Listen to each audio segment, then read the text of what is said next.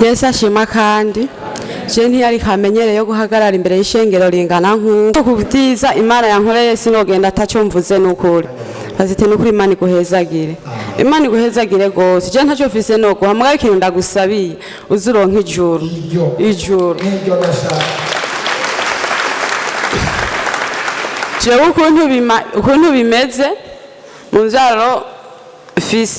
nzaro ni zitatu fise mugaba abana babiri umwana agira gatatu naragendagirisha ecography bakambarira ko hari amabuye n'umwana hageze ko nkogwa ico gihe amabuye n'umwana bambwira ko hari amabuye n'umwana ku mwana ndabuze hageze ko nkogwa ico gihe baca bakura y'umwana aza kubanga bankora rimwe ijo mu masaha 9 zo kwa gatanu hama bankuye bacabankura y'umwana aza akubanga n'ibiro bipima ibiro 3 n'amagarama y'ivyuma ayo mabuye ntibayabonye hama yeyo umwana n'ivyuma bijya bugaza intuze ibitaje bugaza ibitaje bijya bugaza ibitasha nivyo bankuye mu ico gihe munda yawe bankuramo n'uwo mwana nyene vyapima amagarama vyapima ibiro 3 n'amagarama ivyuma vyonyene vyapima ibiro 3 vyonyene gusa bijya vy'ibitasha babisize mu nda yiwawe babisanze nkuko nyene bankoze baca barabinkuramo ubu naho iyo nari narose nagenda nkagirisha ecography cy'ubwa mbere ngiye babonye ubuyi gusa gisare babona ibuye hama babonye ibuye ncanda vyiganira musaza nje ari ino ntijari gupfa ubu ndapfuye nta nibindi acaradugana umutwaro wanje awudugana ngaharambwira ati we nureme Imana irakubona je hingena kuduganira umutwaro wiwawe subiye yirigira kabiri baca babona ibuye gisare babona n'igice c'amaguru gusa hama ncanda bangaho amaguru y'umwana babonye amaguru gusa muri ecography ikiremba hama bigenze uko niho rero yacavuga niho nacanza naje bwa umusezere mu bisanzwe avuga ati ntabwo waje kunsezera na gatoyi nabasenze nganye barabimbwiye ati ntabwo waje kumusezera waje murikira uzokira hama bariko barabivuga imbere yanje wamenga sinzi mugabo mu nyuma Imana nyene igenda impishurira nca ndaza umunsi umwe bariko baransengera sinamenye ukuntu bamboshe nshitse muhira ncambwira muri amakazanje ntijewe hari hano nagiye bamboshe sinabwo nzosubirayo nagemba nsengere baca baramboha ntabwo nzosubirayo mugana ko bari babizi baca bavuga ati uzogenda nta nakimwe none ikintu mpagurutse shima Imana muri vyose jewe nayifise inda nini cyane naje ntashobora koga ngiye koga naricara muri douche ngiye koga canke ngiye nko kumwanda sinari nzi kwicara urabona ruguru kusanga dufise ajya amatwareti y'ikirundi hama bigenze uko nukuri ejo naragendagirisha ecography naho vyabagoye gutora nukuri ndashima Imana abasenze cyo bambwiye ngaha bambwiye ati iyo nda yawe iri mu mwana w'umuhungu hamwe nk'abarabuko ahandi nkihorera nkavuga nti Imana ntinuhabwe icubahiro wewe mugabo ejo nagendagirisha ecography irabagora gutora nukuri mugabo nukuri barabonye umwana ndamufise mugabo bambwiye ati uravye amezi umaze ibiro ni bike cyane ati nta biro umwana afise muga nanje ko yanarinzi ukuntu meze aho naciye hose nkabibenya navuze nti kubonye nivyo naho mbarira kafise inusu canke irobo nta nakimwe abumvise gushima kwanje nukuri Imana nibahezagira ushitse ubwambere babonye ibuye babona n'amaguru y'umwana mugabo rero ubu babonye umwana wese umwana barabonye wese naho vyabagoye kubona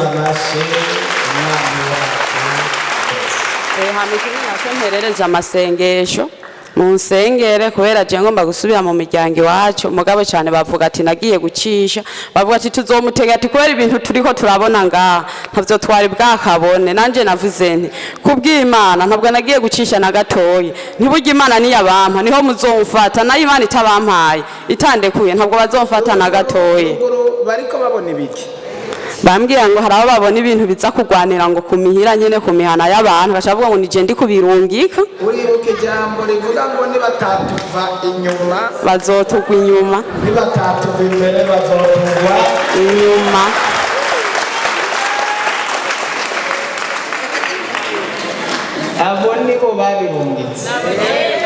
abo nibo babirungitse uremba bariko barabona resultat y'amasengesho nibatatuva inyuma bazogira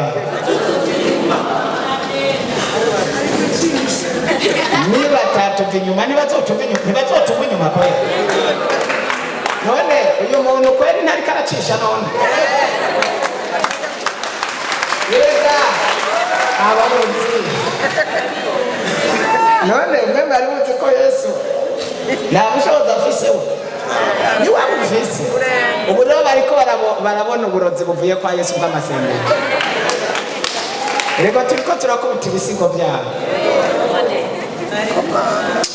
Jewe ku bwanje numva uyu mukobwa wacu atari ko cyasubira inyuma bunyana. Wari kubanza kuguma abazimu tukabahonda ahubwo ukazogenda ukikiye umwana w'umuhungu.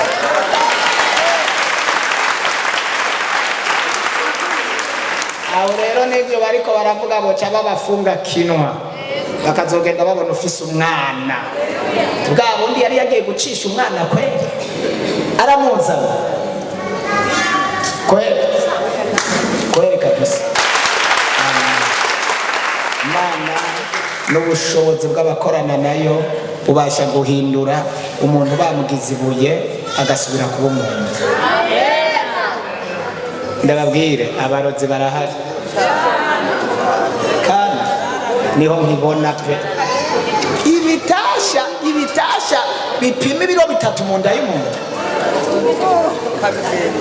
ukabigenda. Yesu ashimwe.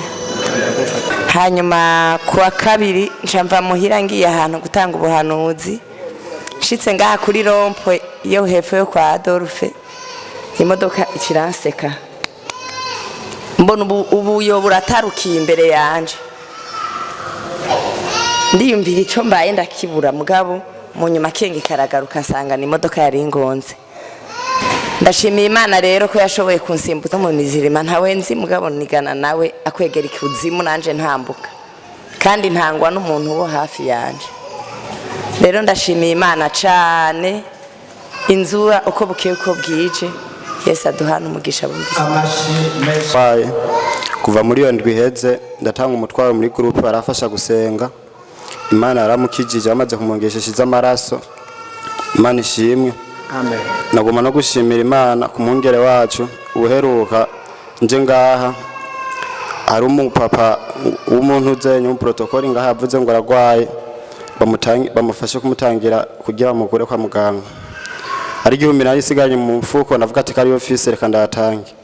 Maze kuyatanga ku mugora ntashe none atoye telefone cyasanga ndugikiye message ambya ngo mama wanje avuye kwa muganga ngo ariko ngo ari amahera bari babangereje kibumba 300.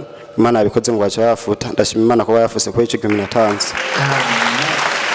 Kwa muganga 1000 nawe bafuta 300 kwa muganga. Yesu nashimwe. Nanje ndashima Imana kubwa deliverance yo kwa Mungu.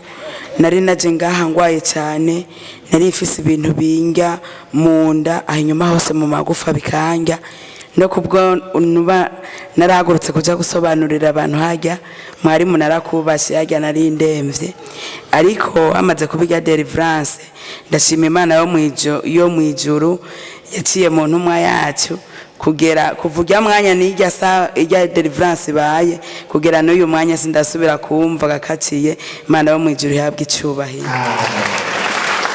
Haleluya, haleluya. Ndashimira Imana cyane kubyo imaze kunkorera ni byinshi nubidondagura toraranga inkuru yanje yoba ndende, ariko shima Imana kubera ko iriko iragerageza kunyereka ubuntu n'ububasha bwayo. Haleluya. Nari nicaye ngaho oyi barahamagara abashinga intahe, haguma hanzamwe amajwi haguruka ushinga intahe. Navuye muhira mfise umugambi wo konza gushinga intahe, mugabo shitse ngaha haguma hanzamwo amajwi yuko utaza gushinga intahe. Haleluya. Ndashima Imana cyane kubona mpagurutse honyene kubivuga.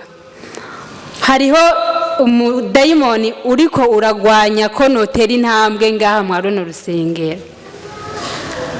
Nubu nyene twariko turagwana bifatira mwa kuno kuguru nuku kuboko. Haleluya. jewe navyutse numva meze neza ariko ncambyuka sanga hari ikindi gitero cyasubiriye kuza. Haleluya. Navyutse numva meze neza ndi ngaha nahagurutse uku kuguru n'ubu mpagaze ngaha numva n'ubundi kusubiriye iyi parti yose abamaze igihe bansengera baramaze kubibona yuko mfise igitero cya paralyse. Haleluya. ntambwe bizotera urakira. Amen. Amen. Ivyo rero byambaye ko kubera intambwe yose nteye ejo narihaye intumbere yuko mvuga nti kuko jewe iyo najemva nakuze ndi umukoriste umuririmbyi.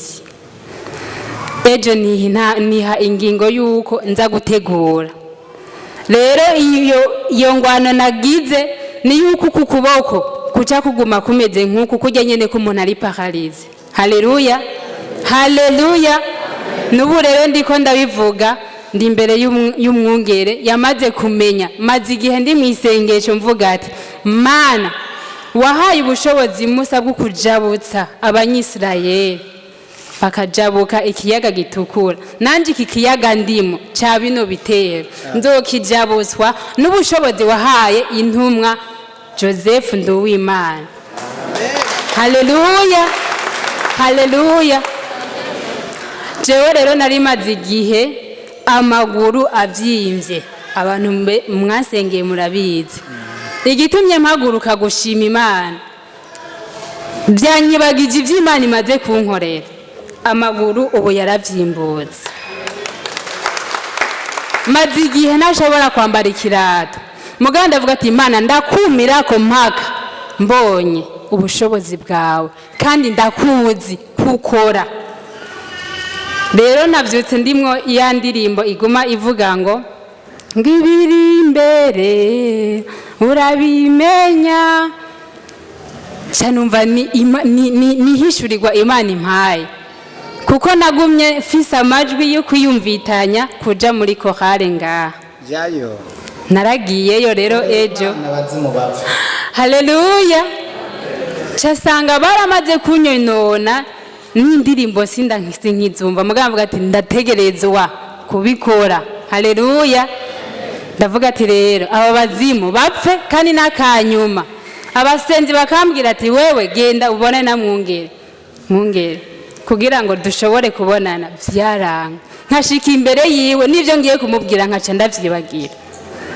Haleluya. Ico nshimira Imana rero nuko nshoboye gutsinda nkahaguruka nkaza nkabivuga.